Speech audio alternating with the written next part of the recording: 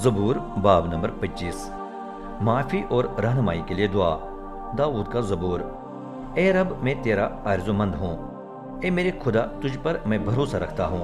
मुझे शर्मिंदा न होने दे कि मेरे दुश्मन मुझ पर शादियाना बजाएं, क्योंकि जो भी तुझ पर उम्मीद रखे वो शर्मिंदा नहीं होगा, जबकि जो बिला वजह बेवफा होते हैं वही शर्मिंदा हो जाएंगे।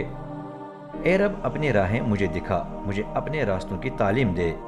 अपनी सच्चाई के मुताबिक मेरी रहनुमाई कर, मुझे तालीम दे, क्योंकि तू मेरी नजात का खुदा है। दिन भर मैं तेरे इंतज़ार में रहता हूँ। ए रब, अपना वो रहम और मेहरबानी याद कर जो तू कदीम ज़माने से करता आया है। ए रब, मेरी जवानी के गुनाहों और मेरी बेवफा हरकतों को याद न कर, बल्कि अपनी भलाई की खातिर और अपनी शफकत के मुताबिक मेरा ख्याल रख। रब भला और आदिल है, इसलिए वो गुनाहगारों को सही राह पर चलने की तलकीन करता है।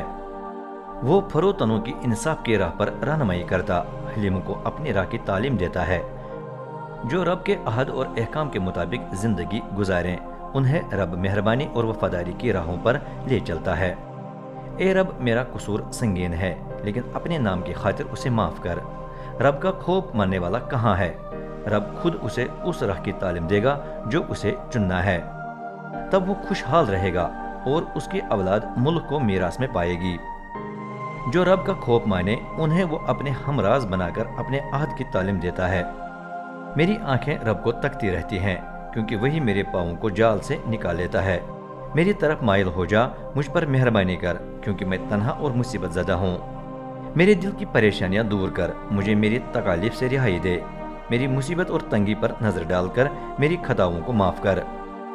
देख, मेरे दुश्मन कितने ज़्यादा हैं, वो कितना जुल्म करके मुझसे नफरत करते हैं। मेरी जान को महफूज रख, मुझे बचा, मुझे शर्मिंदा न होने दे, क्योंकि मैं तुझ में पनाह लेता हूँ। बेगुनाही और दयानतदारी मेरी पहरेदारी करें, क्योंकि मैं तेरे इंतज़ार में रहता हूँ।